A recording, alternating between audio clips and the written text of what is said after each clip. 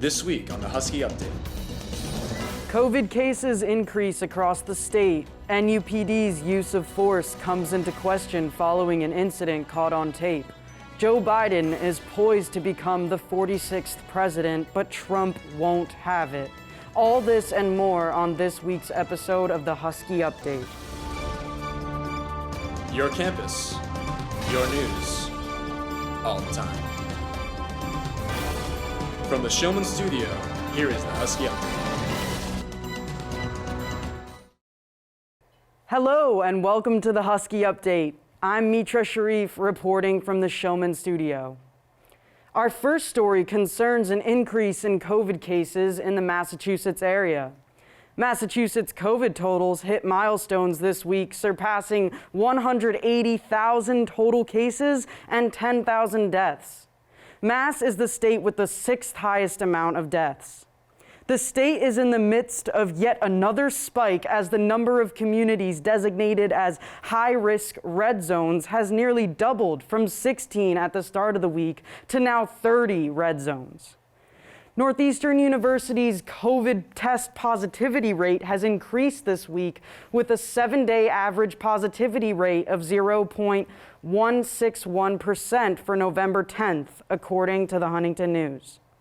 November has seen a steady increase in this figure, and this 7-day average is the highest that the university has seen since they began testing in August.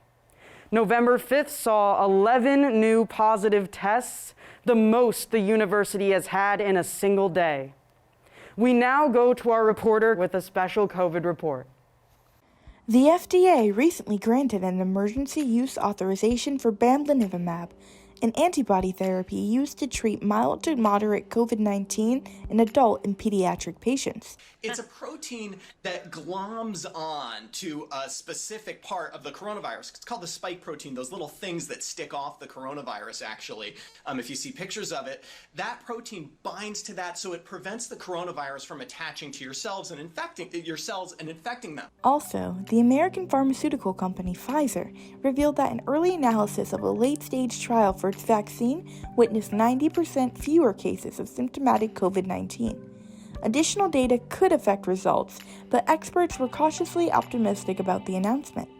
Pfizer's vaccine was created in partnership with BioNTech and with funding from the German government. If it's demonstrated to be safe for at least 2 months following injection, it could be eligible for emergency use authorization by the FDA as early as next month. We now go to Advika Grover with Rapid Fire. Thanks, Mitra. I'm Advika Grover, and this is Rapid Fire.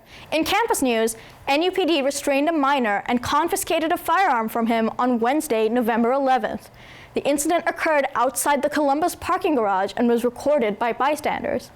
Footage of the incident has been shared across social media, prompting some community members to question the officer's actions and use of force.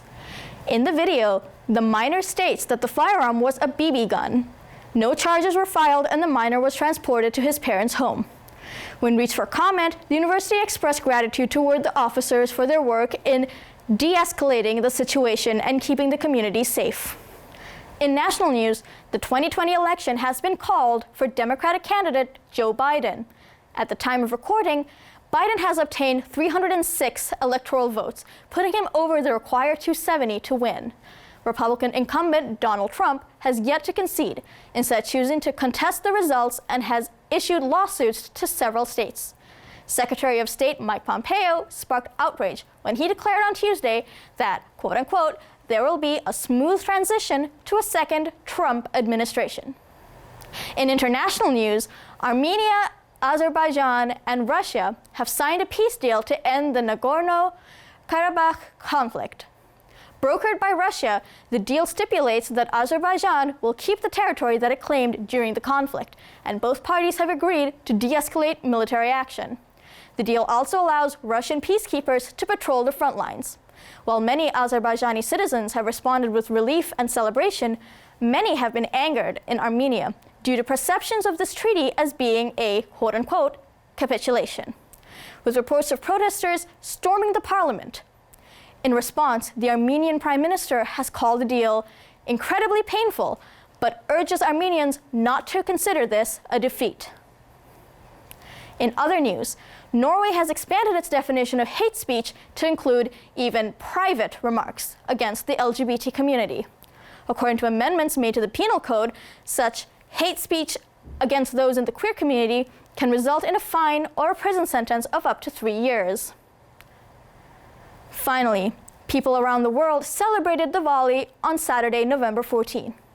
This annual Hindu festival usually brings together families and communities with fireworks and a myriad of festivities. However, this year's Diwali plans have been complicated for many by the coronavirus pandemic currently sweeping the globe. As cases surge around the world, this is just the latest of major religious festivals to be impacted by travel and quarantine restrictions. That's all for Rapid Fire. Back to you, Mitra. Thanks, Advika. Well, that's the news. The rest is up to you. Make sure to like our Facebook page and subscribe to our YouTube channel to stay up to date with the Husky Update. My name is Mitra Sharif. Thank you for watching.